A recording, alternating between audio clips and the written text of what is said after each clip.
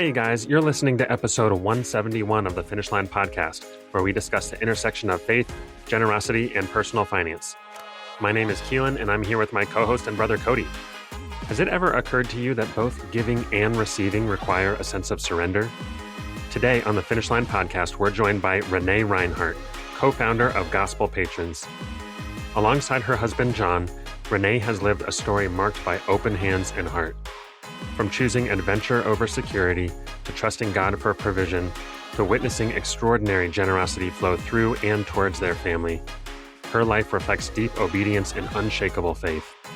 Gospel Patrons was born from that surrender, inspiring everyday believers to see their resources as tools for kingdom impact. Renée reminds us that generosity is not just about what we give, but also about putting ourselves in a place to receive, trusting God's provision. If generosity to you feels risky but compelling, stay tuned for this one. Before we get started, I just want to ask one big favor of you guys. If you've been listening to the show for some time and want to support what we're doing, one very easy and free way to do that is to leave us a review on Apple Podcasts. Just write whatever you like about the show and you'll help others find us.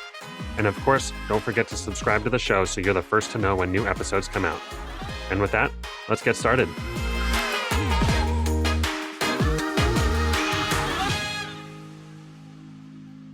All right, we're here today with Renée Rinehart. Renée, thanks so much for being with us. Oh, thanks for having me, guys. I'm glad to be here.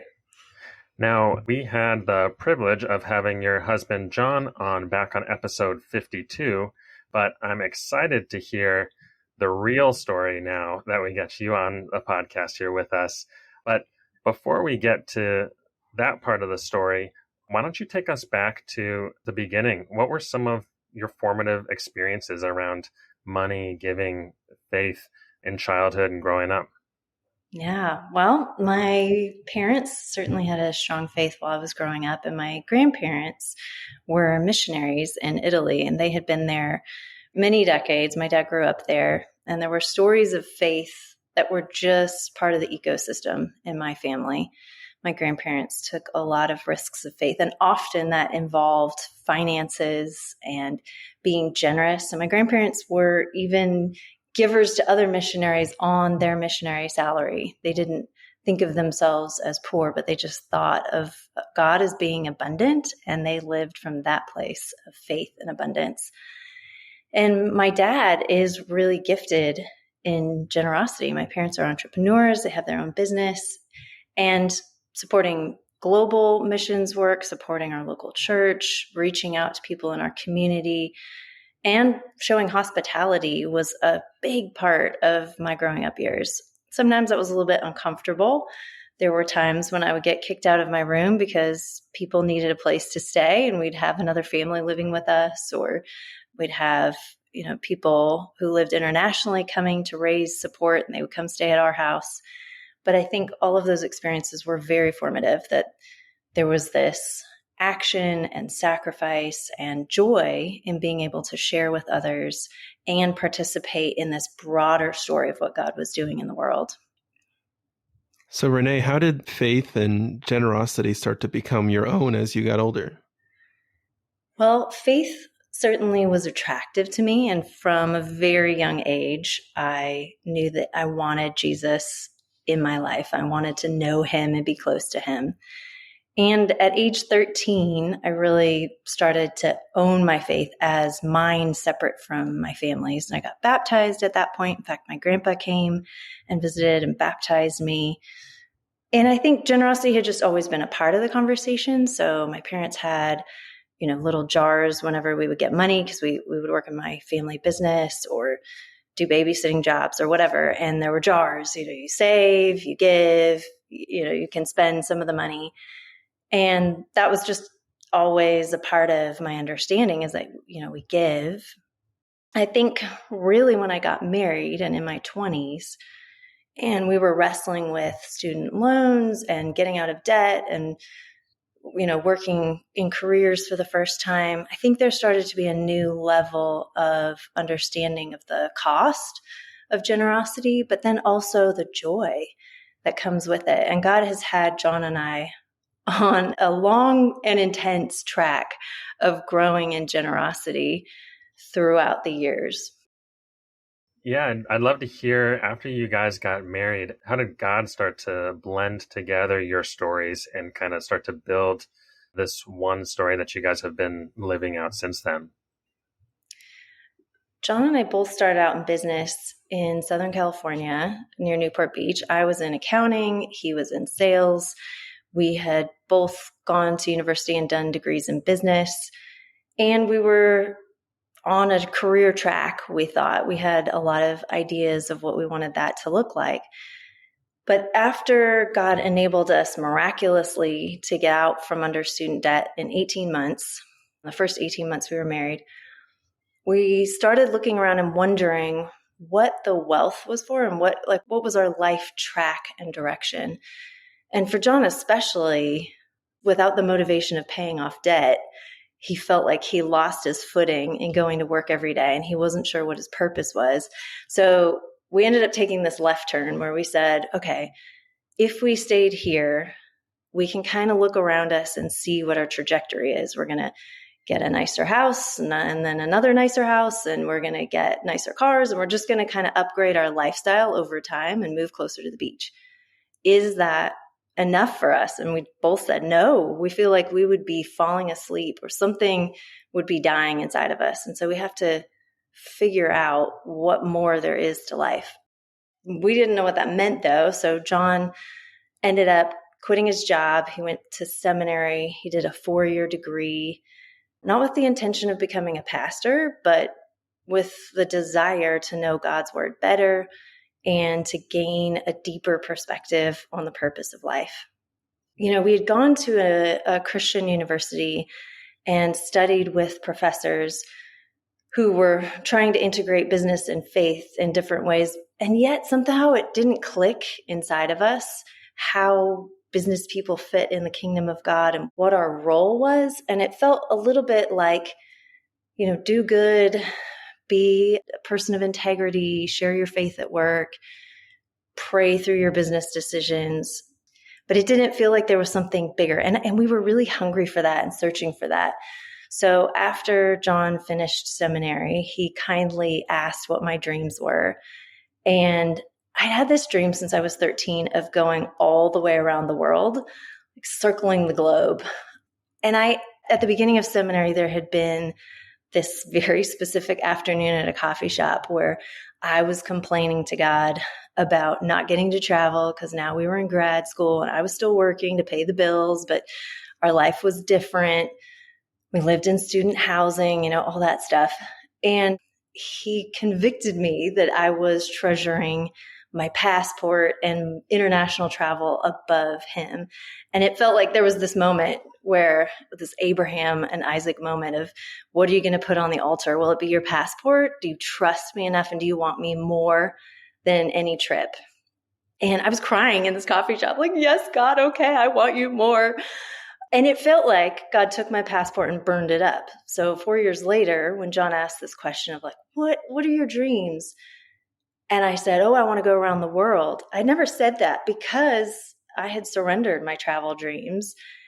And even as I said it, I thought, never mind. I surrendered that to God. That died.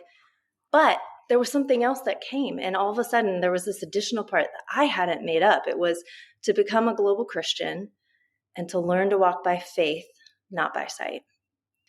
And I wasn't even sure what I meant by that, but it felt like God had brought something out of the ashes and was giving back my dream, but at a totally different level than I had dreamed of before. So John and I ended up putting all our stuff in storage after he finished his last class, and we went on this trip to see how can we meet with missionaries we know or worship with local believers in every country.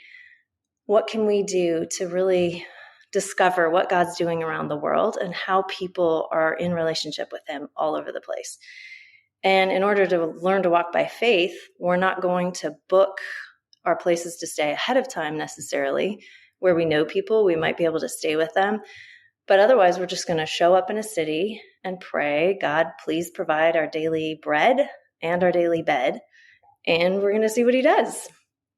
So we went out on the road, and for 132 days, we were trusting God to provide places, and He did in sometimes crazy ways. And sometimes it was outside of our comfort zone, but we survived.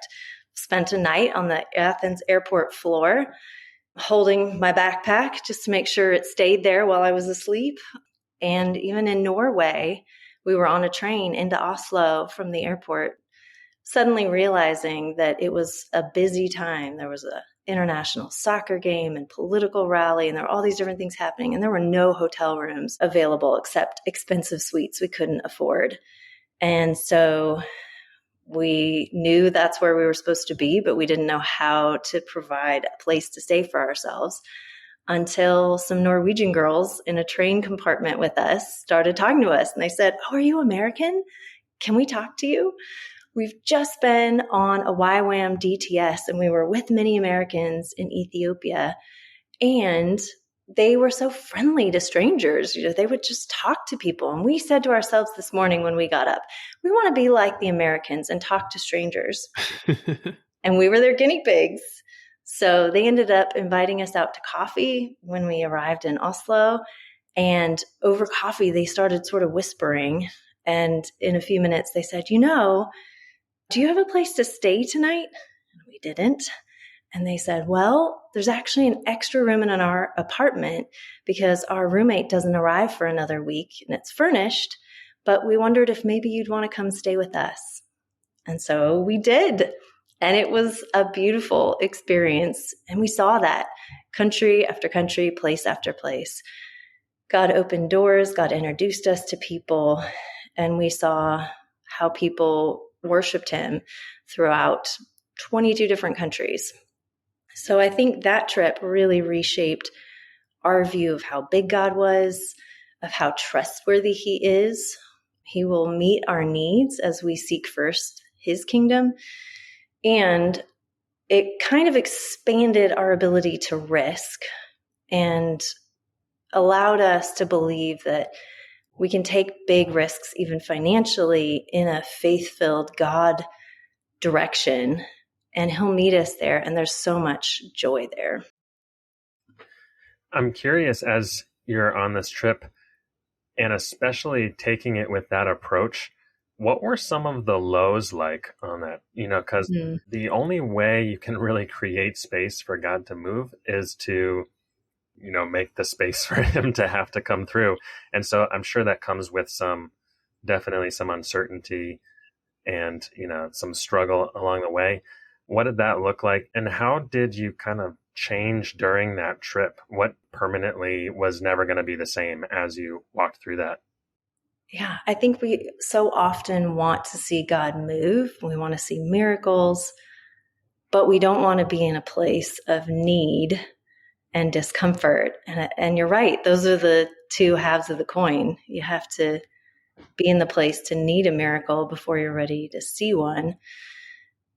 And I think for me, much of my 20s, I had spent with a chronic illness and had just a lot of limitations. And I was doing better before we went on the trip, but my fear was that I would get sick, particularly on the continent of Africa, and not be able to take care of myself. And there just was a deep uneasiness, I think, about that, because I had been sick for so long. And growing up, I had cousins in East Africa, and I had always wanted to go visit them because we were pen pals. But my parents weren't super excited about that. They just always said, "Oh my goodness, do you know how many shots you have to get? And do you know what kinds of sicknesses you could get? And there's malaria." And so I think in my mind, it was just, oh yeah, Africa is physically dangerous for your health. And I've already had enough health challenges. I don't want to be in that place. And interestingly, God took me straight into my deepest fears. And it was not Africa's fault. We actually were with some friends in Europe, some missionary friends from Germany, and I got a virus, but I didn't know it at the time. But by the time we arrived in Morocco and got off the airplane, I was starting to feel sick. Then, of course, we didn't have a place to stay. In fact, because our flight had been delayed and we were supposed to be catching a train, we didn't have time to get money changed. We didn't have time to get water. We just ran and jumped on the train and headed off. And it was actually during Ramadan. We'd never been in a Muslim country before. And so people weren't eating during the day. And it just felt completely overwhelming. And I was getting sicker and sicker. And there were no places to sit on the train either, because it was kind of the end of Ramadan. It's this big holiday weekend. People were going to visit family. And in that moment, it just felt like all that fear started bubbling up. Here I am, starting to feel horrible. I don't have a place to sit. I don't have water. It's just like all these physical realities like, oh, this is terrible. What's going to happen?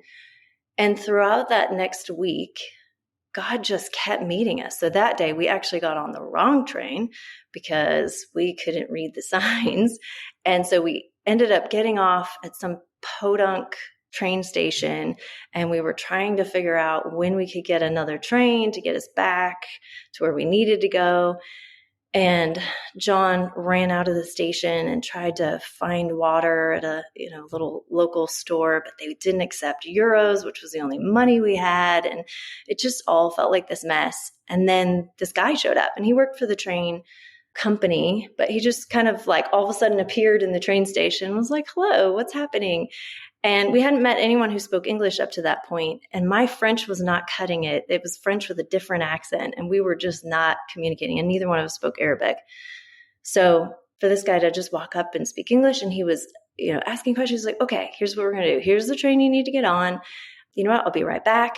He came back with 2 big, huge jugs of water. Here's some water. And we tried to pay him, and he wouldn't take anything. He's like, no. Welcome to Morocco. Here you go. Get on this train, and away you go. And that felt like it's a tiny provision, but to us in that moment, it just felt like God has seen us. He knows our needs. And then we got on the right train, and we still had a couple hours ahead of us. And a conductor, again, it was very full, but a conductor saw us, and he said, oh, he wasn't speaking English, but kind of like, hey, you need a place to sit. And so he just like grabbed us and marched into a cabin and starts yelling at people to make space. And he throws our backpacks up above, gets us a place to sit. And it felt like God met us in so many ways like that in Morocco. And then craziest of all, we ended up in a hotel that John hated. It was this little tiny boutique hotel in the center of an old city where there's only walking streets. We just felt like we were supposed to move, but we didn't know where.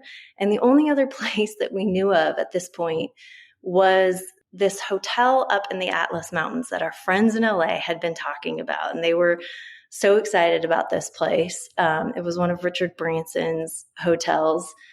And they were very much into it. And that we're like, oh, that's the only place we know. So John went and asked at the front desk, hey, how long does it take to get to this town in the Atlas Mountains? And they're like, we'll get back to you. And so we went upstairs to our room, and it was almost checkout time for the day. And we just started praying, and we'd been reading the story of when Peter's in jail and the church is praying for him. And then he shows up at the door with a knock. And so somehow we were just processing that in prayer, and we're like, well, we're just going to stay on our knees until it's time to check out. And then God will show us what to do. And only like 10 minutes into our prayer, there was a knock at the door, and we open it, and this guy says, come with me. And he grabs our bags, and he just starts rushing off. And we just looked at each other like, well, I don't know. We were praying. It was a knock on the door. Let's just go with it. So we followed him downstairs. He threw our backpacks in a wheelbarrow and started hustling through these little tiny streets in the Medina. We just stayed with him. He got to the edge of town, pulled out to a dusty parking lot, opened the trunk of one of those really old long Mercedes, threw our bags in, said, get in. And John asked, where are we going? He said, well, to the Atlas Mountains. You said you wanted to go there. John said, no. I was just asking how far it was. But he's like, oh, well, you can go. Here you go. This is a shared taxi. And so we waited until like 4 other adults joined us. So in the back, there were 4 of us adults with a rug and a chicken. It was just like this crazy experience. And I was still sick. And there was someone smoking in the front seat. and the windows were open and dust was blowing in. So I was coughing and everyone's kind of side-eyeing me. And we're winding for hours up into these mountains. And meanwhile, John has an iPhone 3 and he's trying to get enough service on the mountain curves to send an email and say, hey, we've heard of your hotel. Do you have any vacancy? And as he was corresponding with them in and out of service, he discovered that A, the hotel was extremely expensive, and B, they only had one room left. And at that point, he was like, well, are there any last minute specials? And they wrote back and said, hey, we could do 2 nights for the price of 1. And John was like, well, I don't know what else to do because here we are. My wife is still sick. I'm really not feeling well. And they're about to drop us off in some village in the middle of the mountains, and we have no way to get anywhere else. So he said, we'll take it. And it was an interesting couple of days. It was like the hotel I would have always dreamed it being, but sadly I was too sick to enjoy it. It was, you walk into this old fort and there's a pool with floating candles and rose petals, and a local couple were kind of the innkeepers. And it was situated on the side of a mountain with picturesque villages around it. It was gorgeous, but only John got to enjoy it. He went out and explored while I just laid in bed trying to recover. But what God did was, even in the midst of that, what felt like a risk and kind of a meaningless, like, why are we paying a lot of money for a fancy hotel room? And we're definitely not enjoying it together, but it was a sweet and quiet place to recover. And we got to meet a gentleman who served at the breakfast restaurant, and his name was Brahim, and he had club feet. And we had just been reading, I don't know what our Bible reading plan was on this trip. We must have been all over it because we were reading about Mephibosheth, which was Jonathan's son who was dropped, and David vowed to take care of him and have him dine at his table. And so when I saw this guy, I just said, it's Mephibosheth. And I love Mephibosheth. So I'm like, this is my guy. So we invited him to come sit down and take a minute just to chat. And as we were talking, he said, do you guys know Johnny Cash? And we're like, yeah, we've heard his music. He's like, well, you know that song, everybody wants to go to heaven, but nobody wants to die. How do you get to heaven? And we were blown away. Like, what? Are we about to have this conversation? So we shared with him our faith and the Bible and how you can know that you're going to heaven through Jesus' sacrifice on the cross. And it was just this beautiful moment. And he had so much joy. And he's like, okay, I want that. And we're like, wait. I don't think you understand. Like, the context you live in, your culture, like this feels like a weighty decision. And he was just adamant. He's like, no, I want that. Like, how do I pray? What do I do? And so we prayed with him. And when we looked up, his eyes were full of tears and joy. And he just had this certainty of being accepted, in that his physical deformity had been an imperfection that had kept him from God up to that point. And both his job, working with a lot of expat tourists who did not observe the same moral standards, but also because he was working, he couldn't pray at all the right places in the right times. And he just said, okay, so where do I need to go to pray now? And we were able to explain, you can speak to God anywhere. God is always listening. And he was so full of joy and so happy with that intimate connection and understanding of his relationship with God.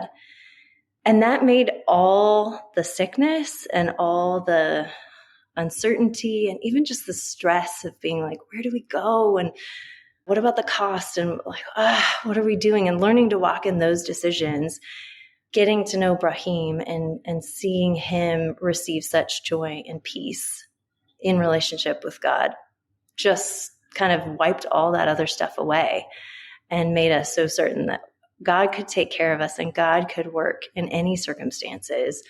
And so we could just relax into it, even when it was our worst fears. And Keelan, you asked what changed over the course of that trip. I came home with this totally different sense that I am loved by God, the God of the universe.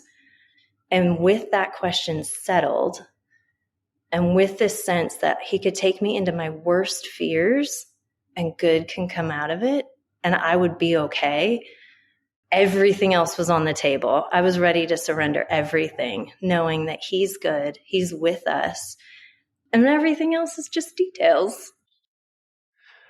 Renée, it's amazing that you shared that last story, because even as you were describing the trek up the mountain going round and round, I was expecting you to share how you somehow miraculously got a free place to stay that night. But God gave you something so much better, in that he allowed you to experience him working through you as you stepped into obedience and you surrendered. And the whole experience of that time traveling sounds like it was this gradual but intense experience of being fully surrendered. And I imagine that kind of experience marks you and changes how you interact with people and places from that point forward. And I'd love to hear more about, when you get back home, how do things look different?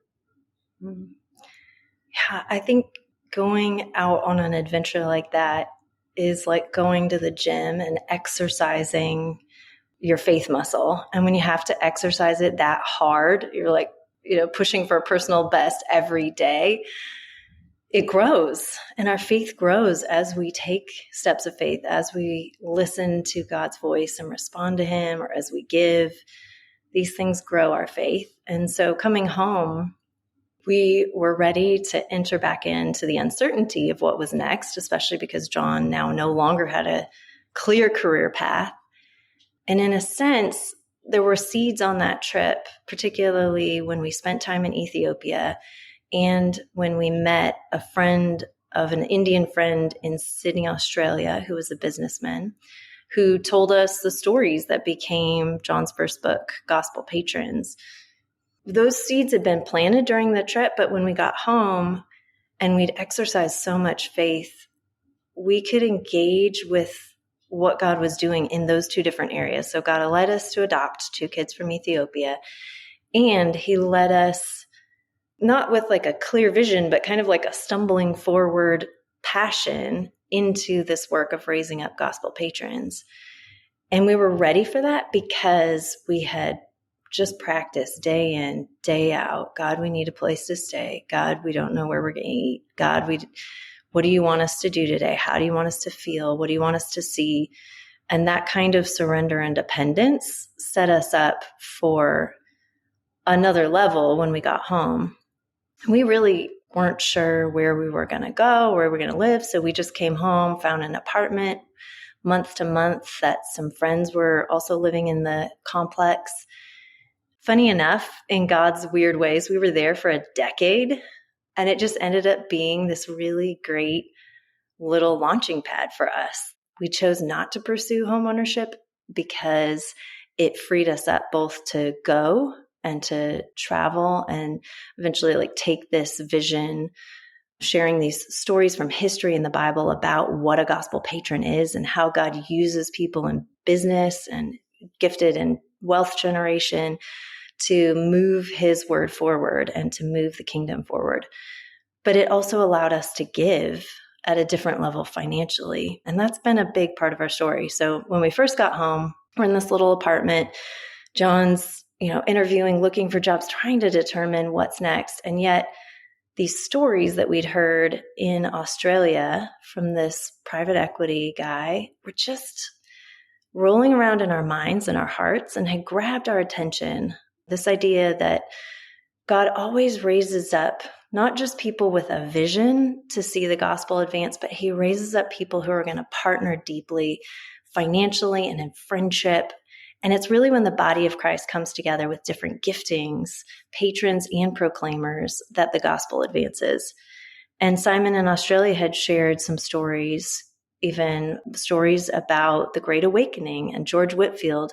And really, he could do what he did to preach to thousands and even hundreds of thousands of people in fields, but also to raise up other pastors, to plant chapels around the UK and in the American colonies. But he wouldn't have been able to do it without a wealthy aristocratic woman named Selina, the Countess of Huntingdon. And it really was her vision, as she was a 39-year-old widow who was responsible for a vast fortune, and looking around saying, okay, God, I'm a newer Christian, but how do you want me to participate in your kingdom? And she really came to see George Whitefield as her personal pastor, chaplain. And so she funded him to travel and speak widely. And he spoke a crazy amount. He was preaching multiple times a day, every day of the week.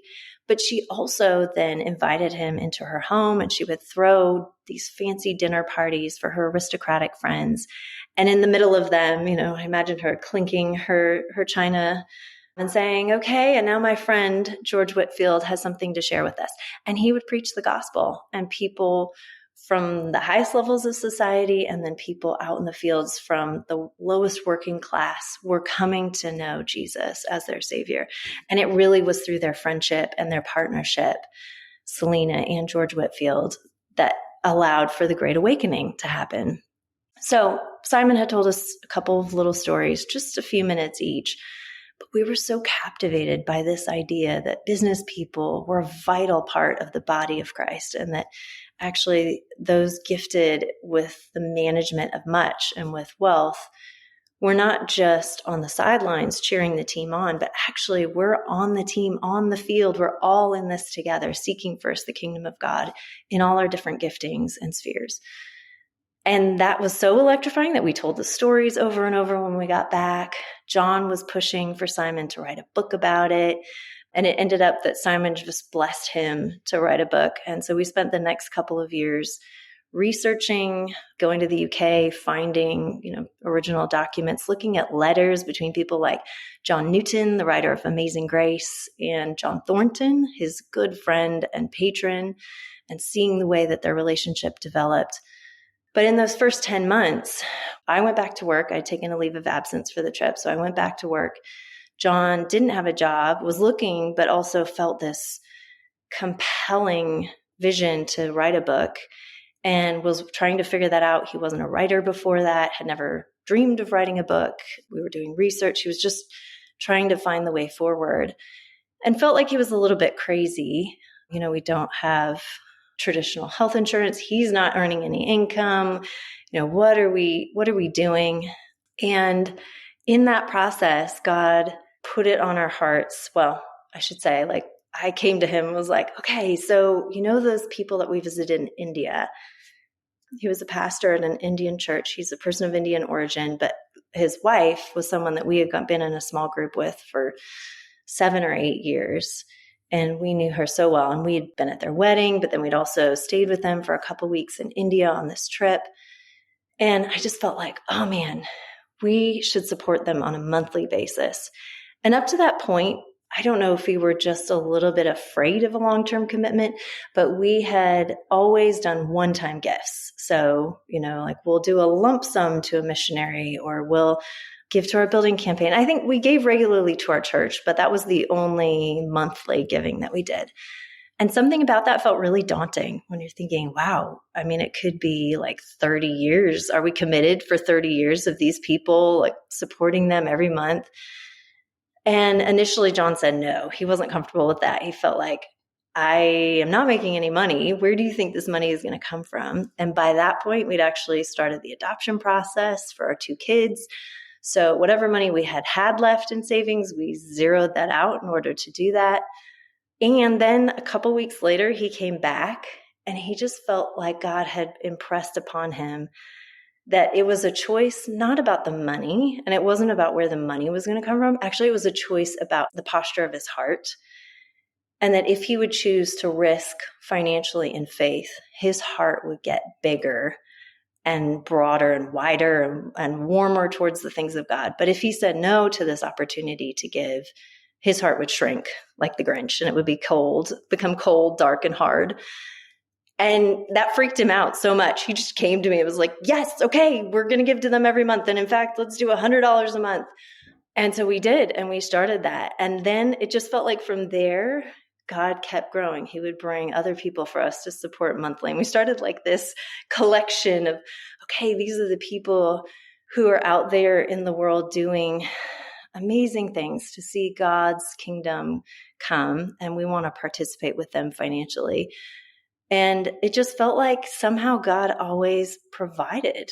At the end of the month, we paid our bills, things went along, and God continued to grow that over time, where now we're at the point where we go to fundraising events all the time because of the work that we do. And we don't advertise this, but it feels like when we go, we need to give because we need to keep our heart open and ready. And we only engage with efforts and organizations that we believe in. And so we want to be able to participate financially as well, not just giving of our time and our talent, but also sharing treasure. And a lot of times that feels stretching because I feel like we go to a lot more fundraising events than the average person. And so kind of looking like, okay, what else do we have to give? And I think as our faith has grown and God's kind of kept us going, that's gotten to a really fun place, but I think it can look a little crazy to people. It felt like one year we went to a Bible translation event and we looked at each other, what do we have to give? We've already given everything. We don't own a home. Like we have one car.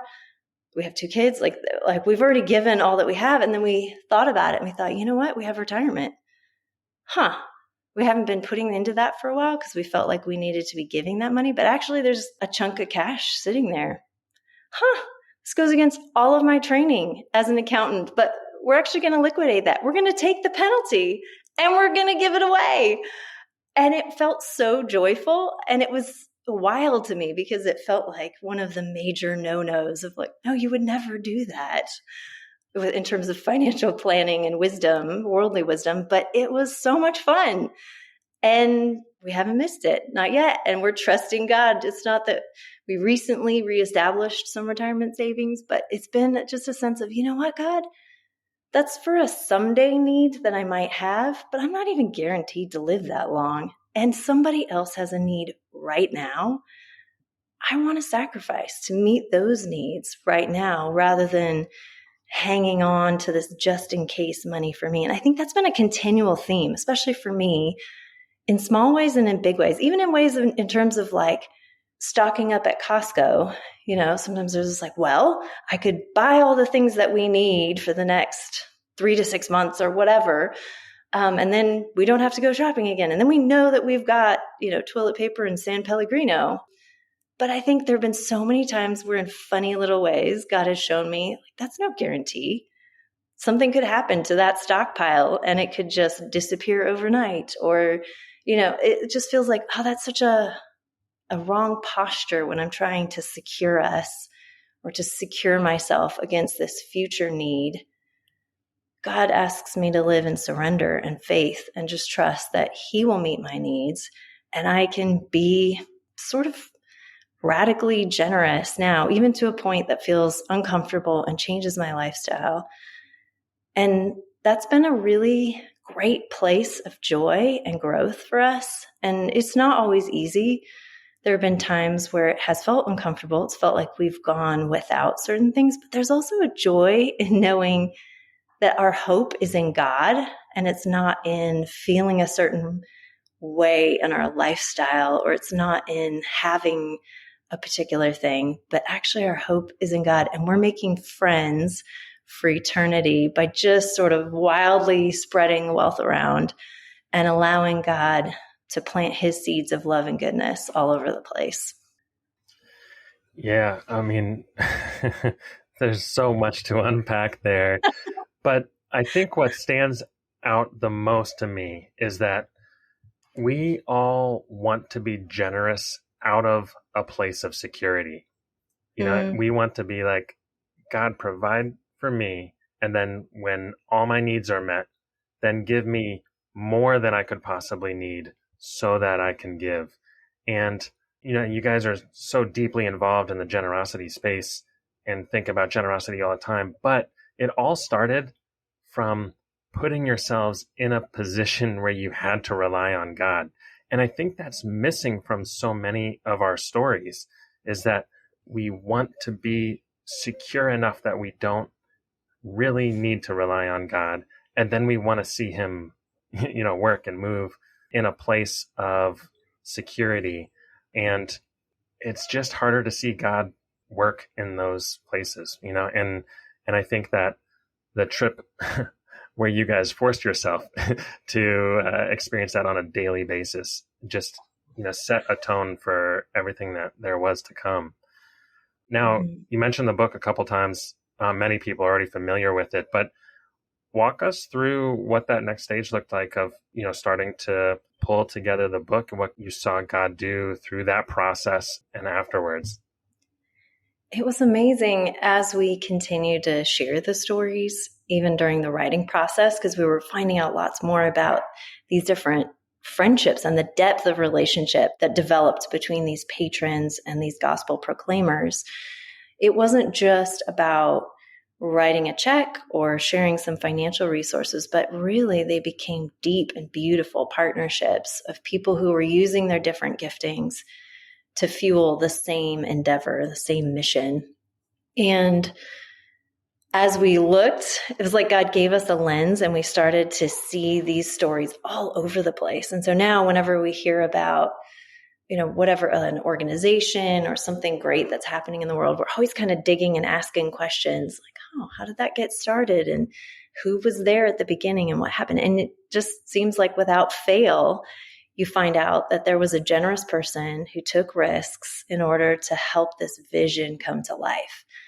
And that's been energizing and inspiring to us. And then as we started to share that, and really took 3 years to write that first book. And we had thought that was a one-time assignment. And then John was going to go get a quote unquote real job. But God made it clear that there was this invitation to not just launch a message, but to become the carriers of a message. And so in 2014, we started traveling and speaking a bit on this. That was a big risk as well. At that point, I was staying home. We had 2 young kids there were so many adjustments as we were becoming a family through that adoption process. And we thought, okay, we feel this call to become messengers. We're not sure how that works financially because we were again at a no income place, which actually, just to rewind, during the writing of the book, after that first 10 months, when John felt like he might be crazy, we decided to support these missionaries on a monthly basis in India. And the next month, a young businessman in our church approached John. He was just a year older than us. And he asked what had happened with the book project and if John had found funding from the businessman in Australia. And when John said that he hadn't been able to do that, he asked to see the proposal. And a few days later, he invited John over and ended up saying, you know what? God's going to ask me someday, what did you do with what I gave you? And I would love to be able to say I put the English Bible into the world, but you've told me the story that's already been done. So what if we put your book into the world together and see what God wants to do with that? And unbeknownst to us, he had in the couple of days shared the proposal with some of his mentors in business and just asked, what do you think of this? Is this something that would be valuable to the kingdom of God? And they all had very positive responses. Also, at that time, he and his wife were coming off of a huge financial setback from the 2008 recession. It just had flipped a lot of things upside down for them. And so really, it was a time when they were choosing to take a big financial risk on us out of a place of greater insecurity and need than they had yet experienced. And we didn't know that, but he told John, we would like to support you and we're going to just give you a check every month. We'll treat you like our missionaries. And we want to see this book launched and see what God is going to do through that. And so he and John would meet once a month. They would have lunch, pray for each other, talk about work and families. But he was just so clear. He wasn't John's boss. He wasn't an editor, but he was going to do everything that he could, finances included, but also making introductions, helping to think of who needed to know about this. He was going to do everything he could to get this book launched. So that was a 2.5 year period then that they supported us. And was so amazing to get to experience patronage from the inside, even as we were writing about it from history. And God really humbled us in that, I think, to receive support and to know that someone else believes in you in that level, that they're willing to fund you to do something that God is doing in the world, that they believe in that call too, was so humbling and yet empowering. And I think it shifted, even that was another step in our generosity journey, because it allowed us to experience what those kind of partnerships are like from the other side, and to see what an empowering and beautiful thing it is. And also that there's risk on both sides, and there's faith and humility needed on both sides of the equation. And God really does use these partnerships where there's friendship and there's humility and there's generosity on both sides. And it's all for the glory of God. We're all aiming at the same thing, but we have different parts that we get to play in that effort. So we had completed that patronage partnership, which was incredible and really bore fruit in a really deep friendship that continues to this day. And we were kind of, again, looking at like, okay, we no longer have income, but we want to carry this message. So in our little bitty faith, we're like, okay, we'll give it 5 months, God. And we're even willing to go up to $15,000 in debt, and we'll just see what happens. And so we launched out like, okay, here we go. We've got a few speaking events on the calendar, and we've self-published this book. And God just did immeasurably more. Within the first 5 months, we had sold our entire first print run of 5,000. It had gone out to 20 countries. We had, had opportunities to speak and share at different places around the US. And it just felt like there was momentum building, and we got to see people go. There was we were at our first event, and John had a little 20-minute slot to share. The organization was giving away his book to all the participants. And then we just got to talk to people and hear about their journeys and share ours. And over the course of that weekend, there was one guy who he loved his car. He had a Porsche SUV. And so he had driven it, I think, from the Midwest down to Atlanta, because he just loved driving this car. And he came up to us the last day and he's like, okay, so loved your talk, started reading the book, and I'm flying home because I just drove to the dealership and sold my car. I just realized I was making it my treasure, and it's not. And I can do something else with that money. And we were sort of blown away, like, oh my goodness, okay, his transportation mode changed just by hearing this vision. And then there was another gentleman who came up and said, last year I gave away $20,000 and thought I was being generous, but I couldn't sleep the first night we were here, and I read half of the book, Gospel Patrons, in the bathroom, and I got a whole new vision for what generosity really looked like. So this morning, I made 2 phone calls to people that I know in ministries that I believe in, and I committed to give each of them $500,000.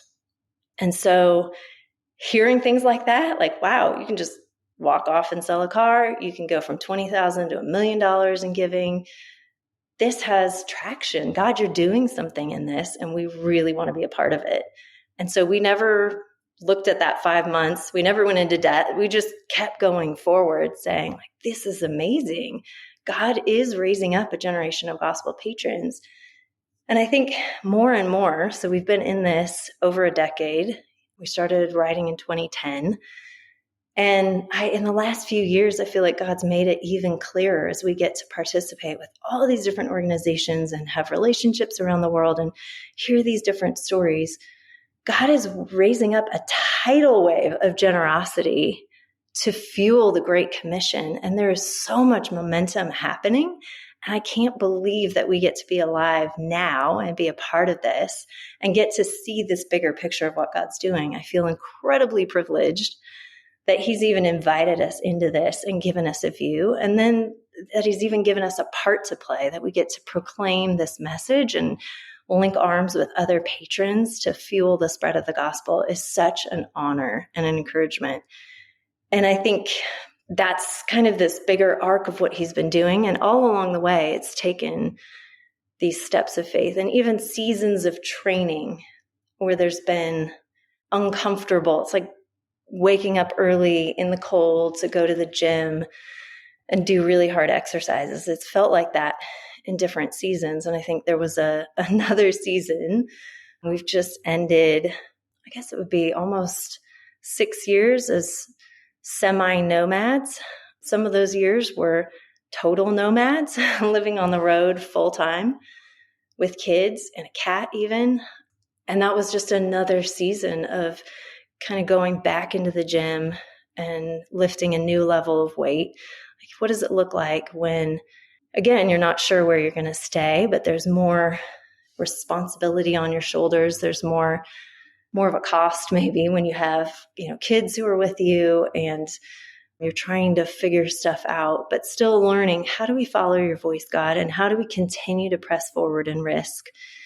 Are we willing to just hold our hands open and see what you're doing and participate with you in that, even when it feels like it's a little outside the box and a little messy at times?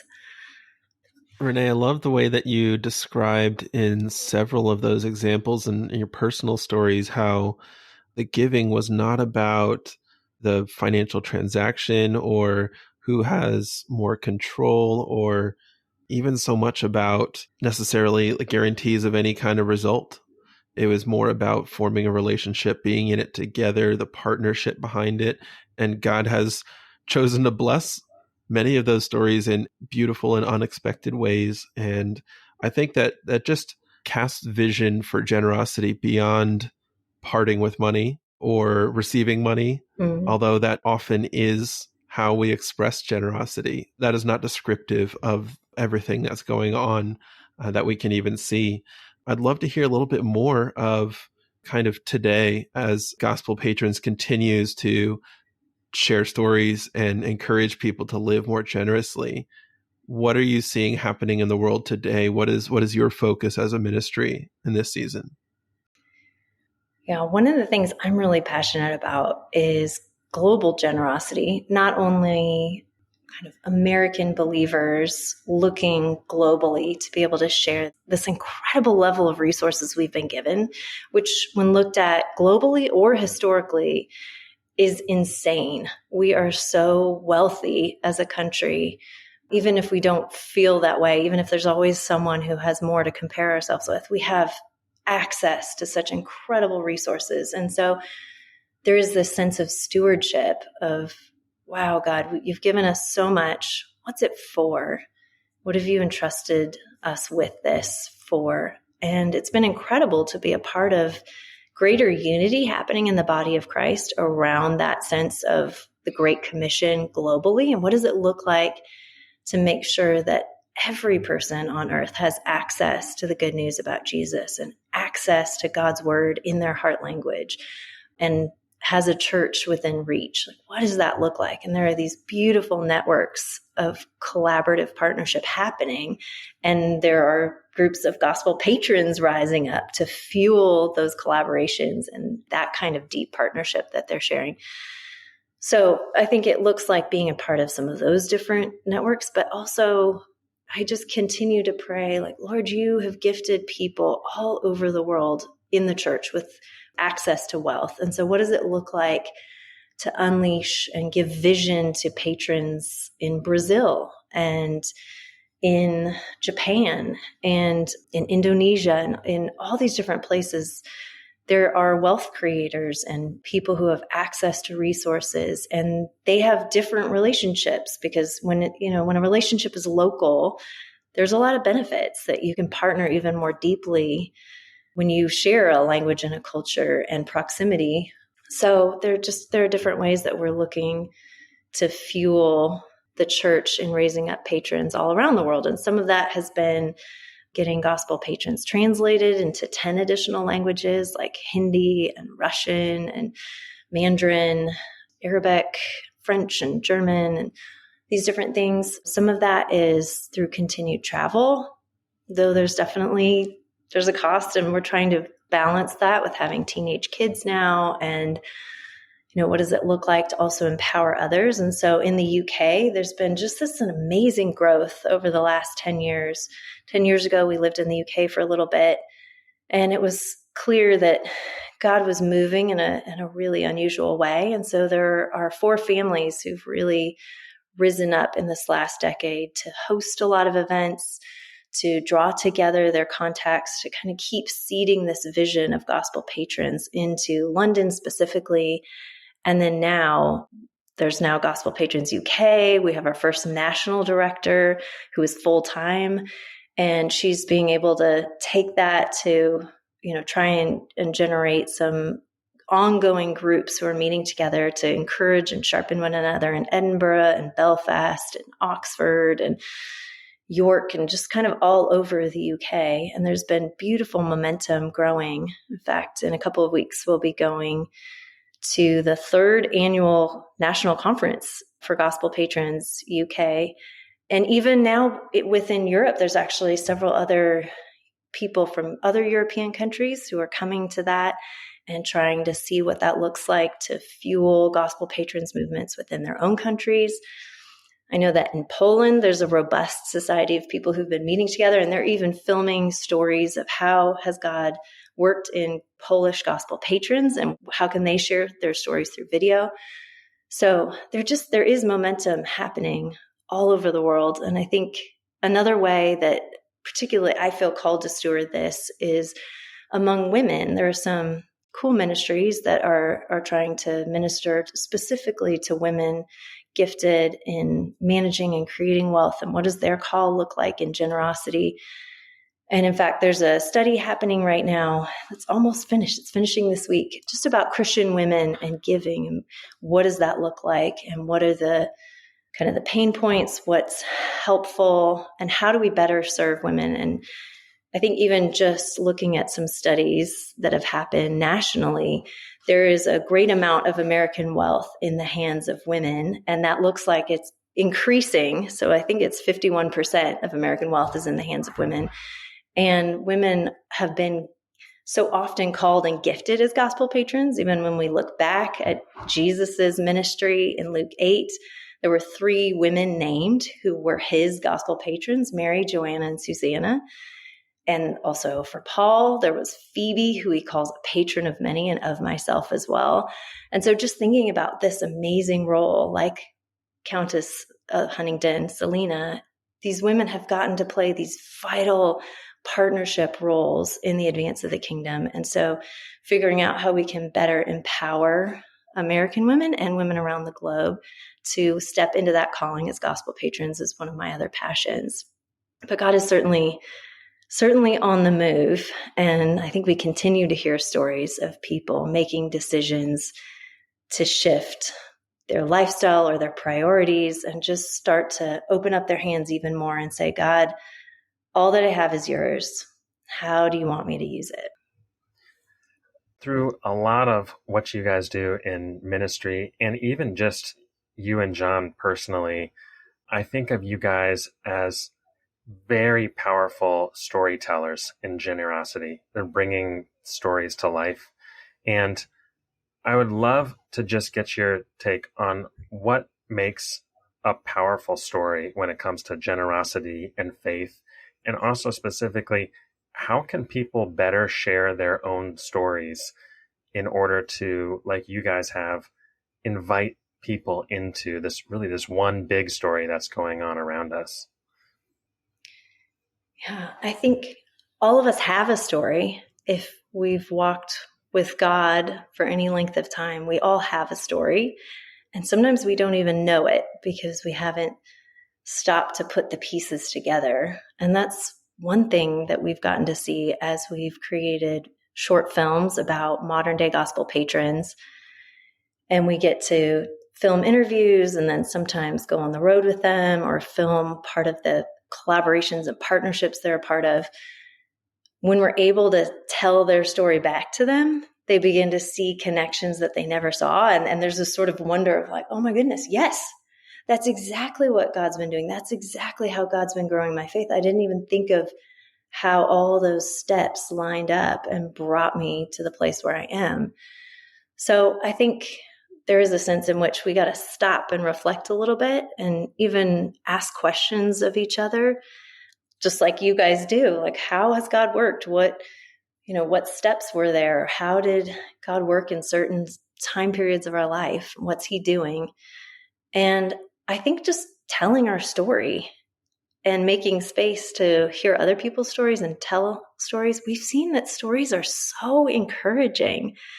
There's something just kind of electrifying about hearing a really good story of risk and generosity. And part of the ingredients are we have to be willing to share some of the vulnerability and some of the mess and how God was at work in it.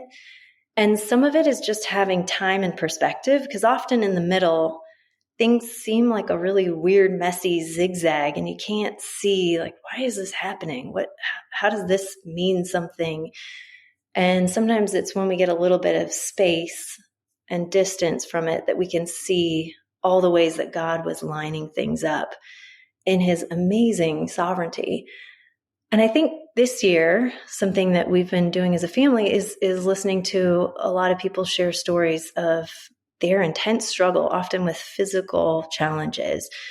One of those people is Catherine Wolfe, and she's had a series of traumatic brainstem, like strokes and hemorrhages and different things that have affected everything in her life, her physical abilities, her ability to speak. And in her sharing her perspective that she's gained as she's lived through these different, almost dying, having to completely relearn to eat and swallow and talk and walk and all these things. We've seen in her perspective that God is still good in the midst of the really hard things.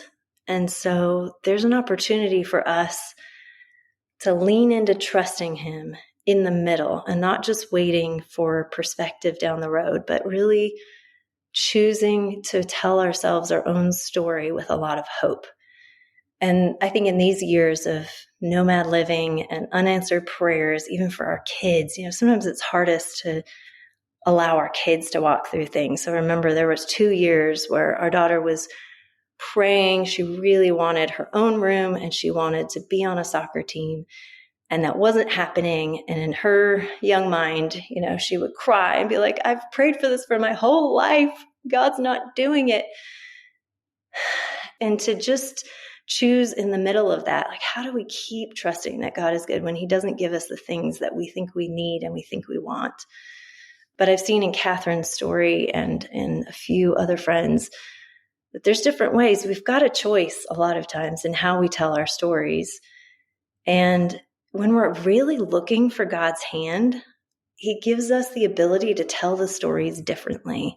And I think even just a silly example of that is we recently needed to move. And when we found out we were going to have to move, and I was looking ahead in my mind and I was thinking, oh goodness, snow is going to be on the ground. I've never moved in the snow. It could be, like, everyone's saying this is going to be a record year for snow and cold. And I was playing out in my mind how this might be so horrible, trying to move furniture in 2 feet of snow. And in God's providence, I was just kind of surrendering that, like, okay, Lord, I don't know, but you're obviously at work in these very uncomfortable circumstances that I don't like and I kind of want to be upset about, but I'm just going to trust that, in fact, maybe this could be easy. You say your yoke is easy and your burden is light. So I'm going to choose to carry this unforeseen circumstance with lightness and with ease. And we're not going to worry about it. We're just going to let you show up and do whatever you're going to do. And we're going to trust that whatever hard things come our way, you're with us in them. And I think because I went in with that posture, then we were able to see, actually, God allowed us to move all the furniture. And then it started snowing 2 hours after we moved the furniture. I'm like, is that a coincidence? I think you held off the snow for like a month so that we could get moved. And like, sure, we moved boxes in the snow and, our kids were like crying because it was so cold because it was like 0 degrees. But I'm like, this is so easy. You just worked it all out in your providence. And I was ready to see it because I'd already set my heart in that way of like, okay, God, you're in this. I don't like it. I don't get it. This all just seems like the timing and the details and everything seemed weird, but I trust that you're going to do something. So I still don't have all the pieces put together, but at least I feel like, okay, but I saw that. I saw you. You held off the snow. You're so good. That's so kind of you. I can celebrate that. Renée, for people listening who are just interested to learn more about some of these stories that you and John have researched and recorded, and just hear more about the ministry that God has entrusted to you, where can they find more? Well, the best place to start is gospelpatrons.org. That has both lots of articles on different Bible passages. It also has a collection of short films, the different stories of gospel patrons today and how God's worked in their lives. But there's also interviews with business people and how they think through some of these trickier questions, like how do you balance, business and family, or how do you make giving decisions? There's so many resources that we've tried to compile there to make it a place that helps us all grow in generosity, because even in Romans 12, it talks about giving as a spiritual gift. But I've never been taught in a formal way how to give. Like if you're gifted in giving, yes, everyone should give, but what if you're gifted in giving? How do you grow in that? And I think our website, and then even particularly a masterclass that we've launched, is our attempt to say, hey, here are some ways that you can actually take steps forward and grow in this gift and really learn to give generously and with great joy. And I encourage everybody to check out Gospel Patrons resources, because there is a ton of amazing content on there, and I have seen a lot of it myself. Now, we have been through so much in just the last hour, but I'm very curious to know, what are you most excited about what's coming on the horizon in the next 5 to 10 years?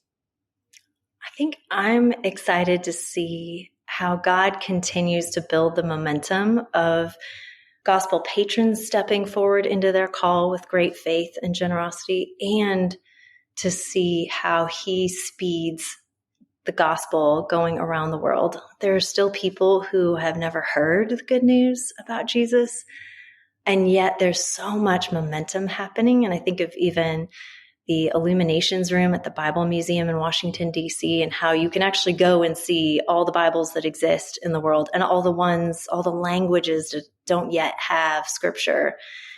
And to see that room over the last 8 years or whatever has significantly changed. There's so many more Bibles in there, and yet there's so much work to be done. So I look forward to seeing how God continues to lift up Jesus and to draw people to himself. And I certainly hope that John and I get the opportunity to use our resources to make lots of friends from all over the world for eternity. Well, Renée, we really enjoyed this time together. I just want to leave space for our final segment, which is our Manager's Minute. And this is how we wrap up every episode, with a practical suggestion for how our listeners can step into their roles as stewards and manage God's wealth wisely. Renée, do you have a suggestion for our listeners today? I think my top suggestion would be to position yourself in a place of surrender, to continue to say, God, everything I have and everything that I am is yours. What do you want to do? What's on your heart, and how can I participate in that with the finances you've given me, but also with the gifts and skills? How can I get more involved in this bigger global story of what you're doing? And what is my part to play? Yeah, that has certainly been a theme throughout your entire journey, and it has really got me thinking on a lot of levels about wanting to see God more in my own life. And so I think that is a perfect way to end this episode. Renée, thanks so much for taking the time to be with us, for sharing your story, and for all that you and John do with Gospel Patrons. We are so grateful for you and the whole team. Oh, thanks, guys. I'm thankful for your podcast and the way that you continue to put forward inspiring people and stories to listen to. It's been a pleasure. Hey, thanks so much for listening to the show, guys. If you want to find any references or links from today's show, you can always find them in our show notes at finishlinepledge.com/episode 171. Before we finish up, I have a quick question for you. Have you ever stopped to answer the question, how much is enough? A financial finish line is designed to help you do just that. Our 90-day Finish Line Pledge breaks down the process into 3 easy steps. Step 1, Define how much is enough for you and your family to spend in a single month and use that as your monthly spending budget for 90 days. Step 2, as God provides money to manage, set aside any margin outside of your finish line into a separate bank account. And step 3, after 90 days, explore the many ways you can use that margin you've set aside to create joy, purpose, and impact in God's kingdom. Want to learn more? Check out our website at finishlinepledge.com. That's all we have for today. We'll see you next time.